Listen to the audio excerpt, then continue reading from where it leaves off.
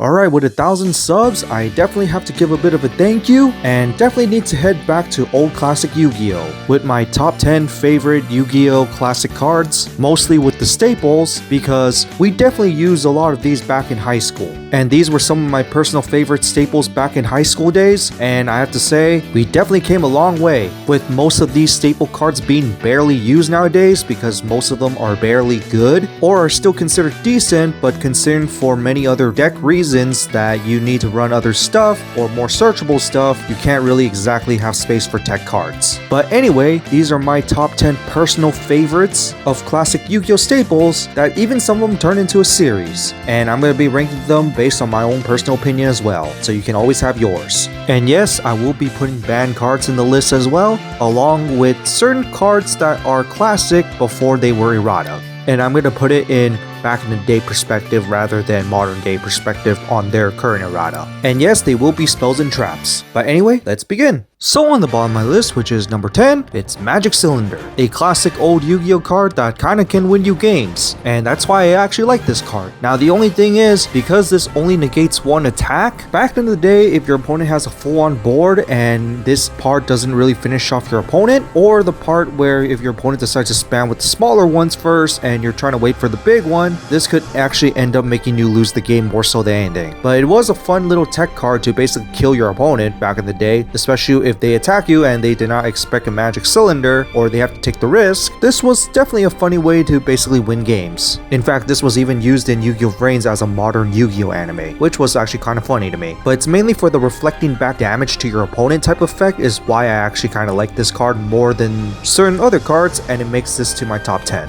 And now on my number 9 spot, it's going to be the D Prison. Basically on attack, you banish your opponent's attacking monster. Of course it doesn't negate, but you banish it before their attack target hits, so that's always a key thing to note, especially back in the day when high schoolers don't really get that part, and that even includes me. But back in the day, we had a lot of more destroy type effects rather than banish, and there was barely any ways to recover from banishment. So back in the day, banishment was literally one of the ways of permanent removal, except for certain decks. And usually, removing the monster actually does more than waiting for the right moment to burn your opponent back, hence why it's higher than Magic Cylinder. And into my number 8, it's Bottomless Trap Hole. Basically, when your opponent summons 1500 attack monsters or higher, even multiple, you can play this Bottomless Trap Hole to basically destroy and banish all of them. Yes, that's even multiple monsters, which could actually be nasty in many scenarios, but usually your opponent is going to only summon one monster, but the fact that you're going to be banishing it before they even get to use it could actually be a twist and nasty on itself. But the only thing is, it is still a destruction effect because it's destroy and then banish, and your opponent can still activate on summon effects technically. Hence why I like this timing a little better than certain cards back in the day, which requires your opponent to be attacking. And now number 7 has to be the classic MST, something to literally just destroy a back row card. Basically, since back in the day, back row was pretty heavy, removing your opponent's pesky back row could actually be very helpful beforehand, and in some cases could even be a troll set card, because one thing that I like to do back in the day was literally set this if I went first, and if your opponent sets a card, you play it and destroy your opponent's set card before it goes to the next turn, because usually it's a trap that your opponent can't play. And it's also kind of funny that MST is now even an archetype. But there is an unfortunate part about MST is that your opponent can still chain their set cards before you destroy it, and it also doesn't negate, so stuff like compulsory back in the day was actually a bit annoying, and especially the funny interaction of MST on an MST. But still, MST is just classic because it literally just destroys a back row card, and it's a quick play. And now to my number 6, Compulsory. Literally bouncing one of your opponent's monsters back to the hand. Now, if you're talking about dual monster era where an extra deck was not too heavy, this would actually kind of suck a bit sometimes because your opponent could just reset the monster. But against an extra deck,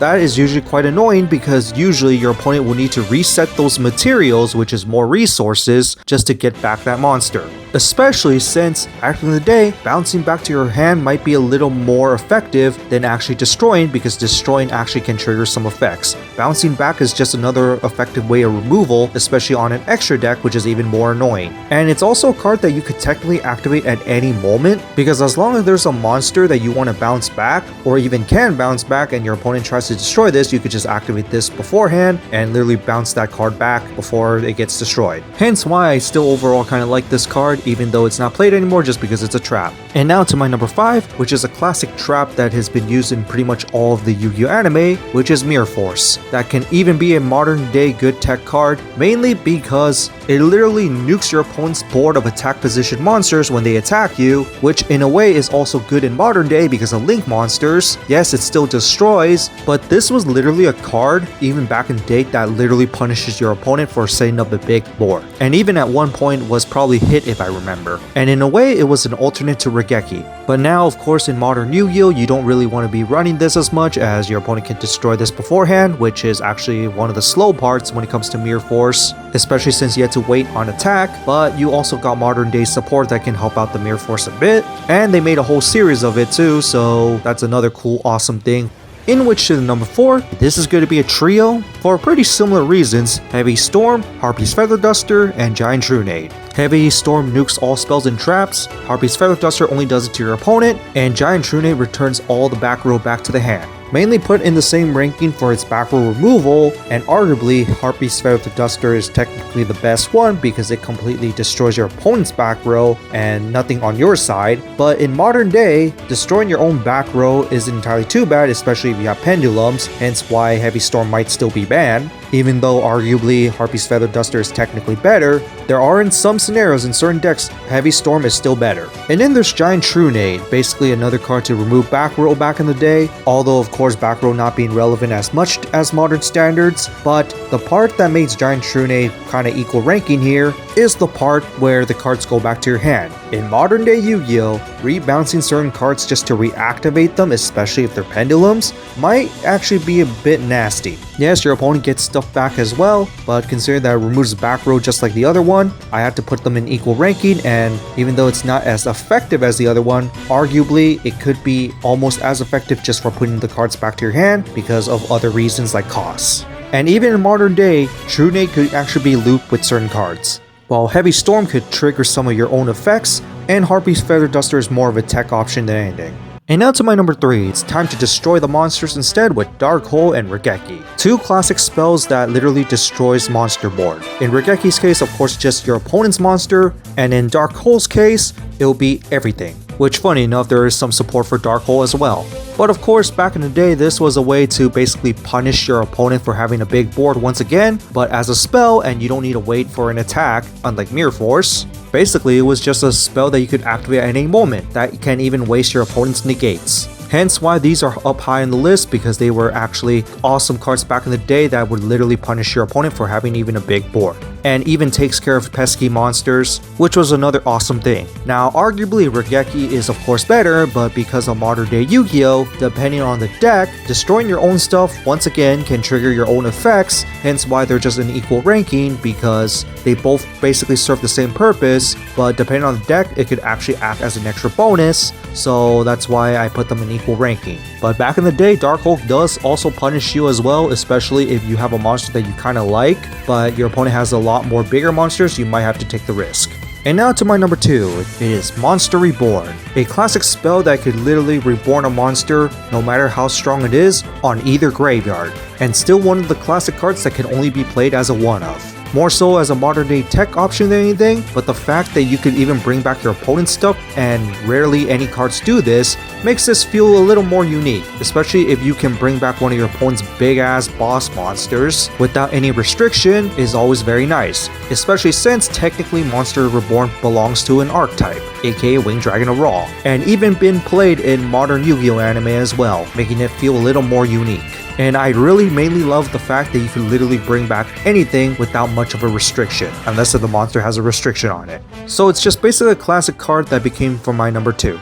And now before we go to number 1, time for some honorable mentions. So first off, we got Solemn Judgment. The part where you can literally negate a summon or spell or trap is actually very huge, but the thing that is always argued about this card is the life point costs. You have to pay half your life points, which can suck if you have this in the early game, although in modern day it doesn't really matter as much if you're trying to kill your opponent in one turn. But back in the day, paying half your life points, especially if it was 4,000, was quite heavy, but still a decent classic old card.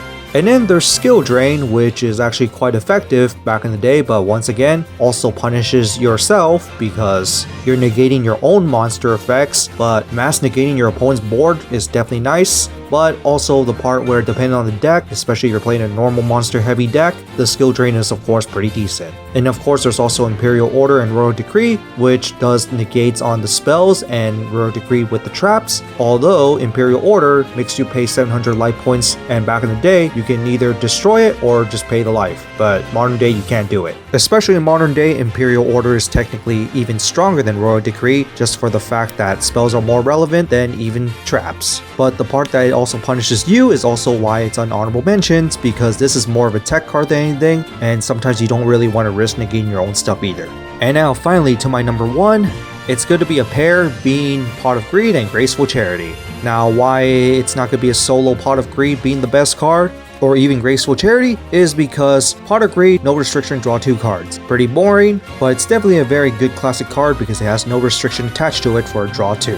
As for Graceful Charity, arguably in modern day standards is even better than Pot of Greed because it's a draw 3 and discard 2, and those 2 discards could be graveyard effects, so it's almost like you didn't even discard a card. And even in back in the day standards, drawing 3 cards and letting you choose 1 to keep is still very powerful because that 1 card you keep could definitely turn the games around, and also the discard 2 could literally set up your graveyard. Even if there wasn't much graveyard effects back in the day, the fact that you're setting up the graveyard for certain other effects was actually pretty strong as well. Hence why I decided to put these as equals, because Pot of Greed just draws you 2 cards and really does nothing else, while Graceful Charity can also set you up while also letting you draw an extra card, hence why I decided to put these as equals. And to this day, these 2 cards are still banned, unless if you're talking about rush duels. And so that's it for this ranking of my top 10 favorite old classic Yu-Gi-Oh staples, mainly the spells and traps. What do you guys think of it? How would you rank them? And what others would you put on the list? And what certain cards would you add in? Because Yu-Gi-Oh has a lot of classic staples that people were using back in the day, although modern day not really anymore, other than the ones that are being used as an archetype, and some even being teched in today. These are just overall just stuff that I just remembered, and it's just old classic stuff that I love to play back in the day. I mainly included the ones that could be played in pretty much every single deck, so stuff like polymerization, which is not really played in every single deck, was not included. I'm only talking about like the generic stuff that was pretty much used in every single deck back in the day. But these were my personal favorites, especially on how I decide to use them, so go ahead and tell me yours. But on that, that's it for this, and see you next time.